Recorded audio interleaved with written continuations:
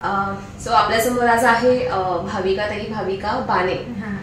ते आपल्यासोबत एक स्वामींचा अनुभव शेअर करणार आहे, स्वामींची आलेली प्रचिती आपल्यासमोर शेअर करणार आहे। तर आपण त्यांच्याकडनं ऐकूया की त्यांना स्वामीचा काय अनुभव आलाय तो। तर प्लीज मला सांगा की कसं काय होता तो अनुभव, काय कसं झालं ते। श्री स्वामी समर्थ।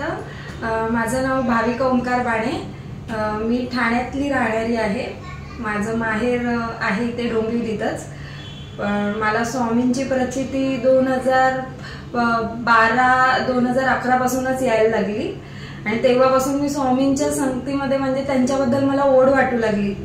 त्याच्यानंतर मला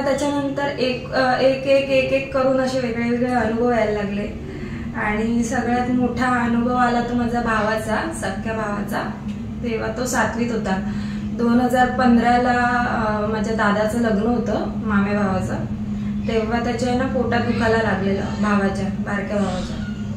तर त्याच्या पोटात दुखू लागलं तर आम्हाला काहीच आयडिया नव्हती की त्याला काय, कधीच दुखलं नव्हतं, त्यामुळे काय आयडिया नव्हती काय होतंय काय नाही।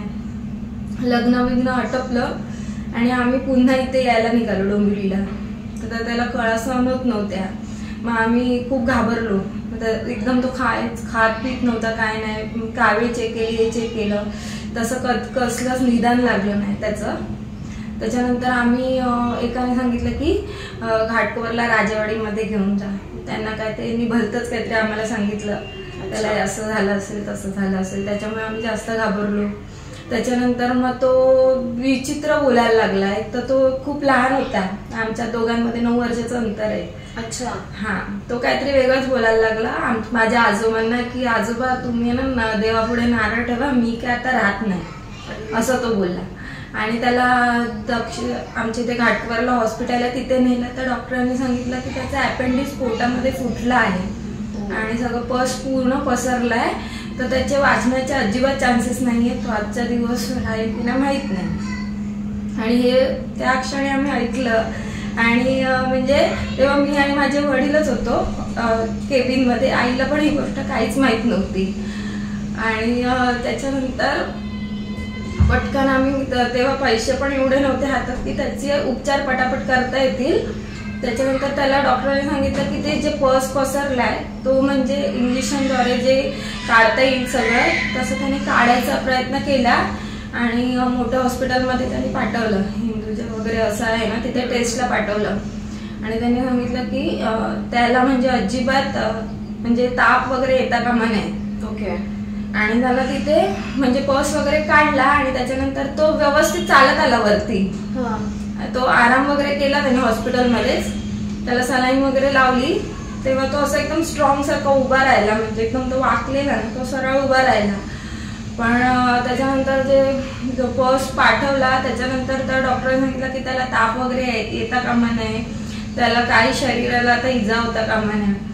आणि तो खूप अशक्त झालेला भरपूर। आणि त्याच वेळी अचानक एक म्हणजे काका आहेत, कधी जास्त बोलणारे काय नाही, पण असे ते कधी कसे आले काय आले आम्हाला ध्यान पण नाही। मी आणि आई हॉस्पिटलला होतो त्याच्याजवळ आणि तेव्हा ते तिथे आले हॉस्पिटलमध्ये, त्यांना कोणी सांगितलं तो हॉस्पिटलला आहे काहीच आयडिया नाही। त्यांच्या हातामध्ये स्वामींची बखर होती, परत त्याच्यामध्ये गिरनार पर्वताचं आपलं तीर्थ होतं आणि चाफ्याची फुलं होती आणि नारळ।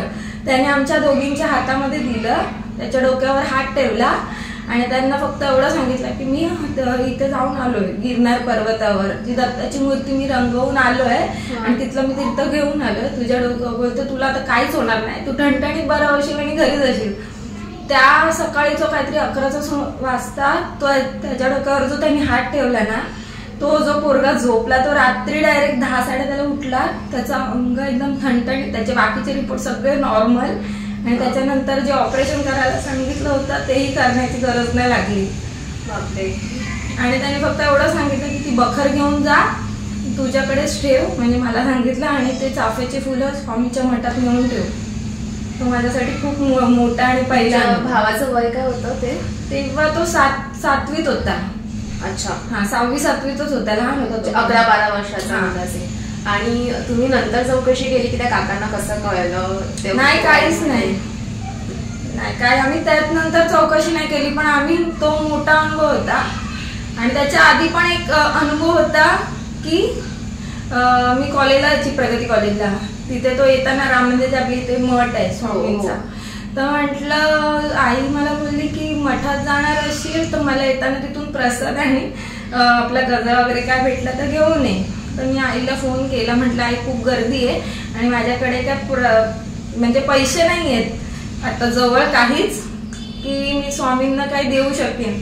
आणि मी एवढं फक्त मनात बोलतेच आहे की स्वामी मी तुमच्यासाठी काहीच आणलं नाहीये, आज गुरुपौर्णिमा आहे, तेवढ्या रांगेमध्ये मी उभी आहे पण तुमच्यासाठी काहीच आणलं नाही. मी अशीच आली आहे. आणि आईचा मी फोन ठेवला आणि तेवढ्यात ना एक अशी सुंदर अशी बाई आली, एकदम तेज, म्हणजे एवढं तेज ना, अशी बाई आली आणि तिने हातामध्ये मला केळ्यांचा घट, परत ते प्रसाद असतो तो सर्व असं भरलेला ताट, त्याच्यामध्ये गजरा, असं अख्खच्या अख्खं ताट तिने एवढ्या माणसांमध्ये तिने माझ्या हातात ताट दिलं आणि ते सांगितलं ते ताट घेऊन तू स्वामींच्या इथे ठेव प्रसाद, मला उशीर होतो मी चालली. ओ हा, ते मी प्रसाद ठेवला स्वामींच्या पुढ्यात आणि त्यांनी मला भरून परत प्रसाद दिला घरी न्यायला आईला. आणि पुन्हा मी येऊन बघते की ती बाई मला दिसेल की तिला ते ताट तिचं परत देईन प्रसाद भेटलेला, तर त्या मला कुठेच नाही दिसल्या. म्हणजे तुम्ही जी मनात इच्छा धरलेली की काहीतरी स्वामी पुढे ठेवायचे ते कुठून तरी जुळून आलं आणि स्वामींनी स्वतःपर्यंत अनेक अनेक अनुभव आलेत मला त्याचे खूप. आणि जर मागचं म्हणायला गेलं की तुमच्या भावाबद्दल जे झालं, म्हणजे ते काका आपण बोलू शकतो की स्वामींच्या रूपाने आले आणि आशीर्वाद देऊन.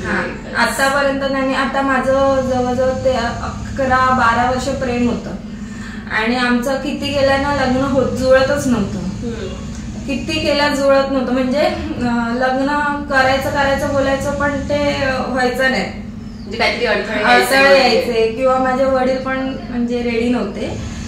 तर मग आम्ही दोघे पण, तो माझा नवरा ओंकार आणि मी, आम्ही दोघे पण मीठ बंदरच्या मठामध्ये जायचो. ओके. हा, स्वामी समर्थांचा दिंडोरीवर एक मठ आहे, तिथे आम्ही जायचो, आम्हाला जसा वेळ भेटेल तसं. तर तिकडे आम्ही गेलो आणि एक दिवस असेच दोघांनी पण बोललो की ना आम्ही आता लग्न करतोय. तेव्हा ते बोलले की ठीक आहे चालेल. मग त्यांनी देवापुढचा नारळ दिला आणि तिथे एक आजोबा होते, असे उंच, एकदम उंच धिप्पाड असे, ते कंटिन्यू आमच्या दोघांकडे बघत होते. नवरा मला बोलला की हे जरा ना काहीतरी मला वेगळं वाटतंय, हो हे वेगळं वाटतात आणि मला त्यांच्या पाया पडायचंय. म्हणजे असं डायरेक्ट कसं जाऊन आपण पाया पडणार ना. तर त्यांनी पण नारळ देताना आम्हाला सांगितलं की तुमचं लग्न ह्या काही दिवसात होणार आहे. आणि तसंच झालं. आमचं 15 दिवसामध्ये लग्न उरकलं आणि वडील पण माझे बरोबर हळदीला वगैरे सगळ्या कार्याला बसले. सगळं त्यांनी व्यवस्थित रीतसर आमचं लग्न लावून दिलं. बरोबर काही 10-15 दिवसात आमचं लग्न पण आटपलं. तिथून मठातून आम्ही चाललेलो होतो घरी. ते आजोबा पुढे पुढे चाललेले होते पण त्यांना अगदी आम्ही गाडी पुन्हा थांबवली त्यांच्याजवळ आणि त्यांना नवऱ्याने फक्त विचारलं की आजोबा तुमच्या पाया पडू का? बोलतो उभा काय पाया पडलाच पाहिजेस. बापरे. हा, आणि नंतर पुन्हा आम्ही मागे वळून बघतोय तर आजोबा नव्हते. म्हणजे मला लिटरली ऐकताना आता सध्या अंगावर शहारे आले. ते बरेच अनुभव जेव्हा एक्सपिरियन्स केला तेव्हा बरेच अनुभव आहेत. आणि मी तर बोलते आज जे आहे ते स्वामींमुळे आहे सर्व काही. काही अनुभव असे आहेत म्हणजे मी असं सांगू नाही शकत आहे. पण मी दरवेळी उठता बसता एवढंच सांगते की जे काय मी आता आहे ते फक्त आणि फक्त स्वामींमुळे आहे. म्हणजे आपण प्रत्येक भक्त स्वामीचं जे काय ते आपण हेच होतं, आपण जे काय ते स्वामींमुळेच आहोत सध्या. ते अगदी इथपर्यंत पाणी येऊन देतात पण ते नाकात पाणी जाऊन देत नाही. खरंच नाही देत. कारण माझी एवढ्या वर्षापासूनची अक्कलकोटची इच्छा होती जायची, पण ती आता अचानक नवरा बोलला की चल अक्कलकोटला जायचंय. अगदी म्हणजे आता जून मध्ये आम्ही अक्कलकोटला पहिल्यांदा गेलो. आम्ही एवढ्या वर्ष कधीच अक्कलकोटला गेली नव्हती असं. आणि आता सांगायचं झालं तर आता मला जॉब लागला, अचानक लागला, ते पण रेमंड मध्ये, आणि ते पण ठाण्यामध्ये. पण ते स्वामी कृपा एवढी की आता मी एवढे महिने एवढी वर्ष एक घरी होती, त्याच ठिकाणी मी एक दिवस गेलेली. जॉबचं माझं झालेलं गेल्या एप्रिल मध्येच, पण ते मला आवडलं नाही तिथलं वातावरण वगैरे, म्हणून पुन्हा एकच दिवस गेले आणि नवऱ्याला बोलली मी नाही जाणार दुसऱ्या दिवशीपासून, तर मला सगळे लोक बोलायला लागली तू वेडी आहेस का, एवढ्या चांगल्या ठिकाणी तू नाही म्हणून परत का अशी घरी बसली. मला काय तिथलं एवढं काहीच कळलं नाही, म्हणजे एक दुर्बुद्धी होते ना तसं झालं. आणि मी ते नाही बोलली आणि मी मठात निघून गेली, सरळ बसली जाऊन. ऑफिसला जाते सांगितलं त्या दिवशी आणि मी गेलीच नाही, मी मठात जाऊन बसली आणि पुन्हा घरी आली. आणि आता एवढ्या महिन्याने पुन्हा मला एक म्हणजे माझी मॅडम आहे त्यांचा कॉल आला, असं असं आहे तू जॉब करणार आहेस का, आता हे दुसऱ्या पोस्ट साठी आहे तू करशील का. तुम्ही ठीक आहे चालेल, मी घरी विचारून सांगते. तर नवरा बोलला आता एवढी संधी पुन्हा स्वामी तुझ्यासाठी चालवून आणली आहे तर आता तू परत ते कर की ते तुझ्यासाठी भविष्यात चांगलं असेल. आणि ते पण मला आता ह्या पहिल्या मार्गशीर्षच्या पहिल्या गुरुवारी मला त्यांचा फोन आला, दुसऱ्या गुरुवारी माझे सगळे डॉक्युमेंट सबमिट झाले आणि तिसऱ्या गुरुवारपासून मला तिकडे बोलवलं अंधेरीला आणि लगेच दुसऱ्या दिवसापासून जॉईन. मस्त, कॉंग्रॅच्युलेशन. थँक्यू. असं आणि बरंच आहेत चालू आहेत अनुभव अजून. फक्त एवढंच की त्यांचं जे सेवा माझ्याकडून आधी होत होती ती आता सध्या म्हणजे ते घाई गडबडीमध्ये असते त्यामुळे थोडं होतं, पण आपला एक आपण उठता बसता जाता नामस्मरण आपलं चालू असतं त्यांचं, ते एक आहे. अनुभव खूपच सुंदर होता आणि वेळात वेळ काढून तुम्ही मला हा अनुभव सांगितला, इकडे आलात त्याच्याबद्दल खूप खूप धन्यवाद आणि खरंच थँक्यू. श्री स्वामी समर्थ.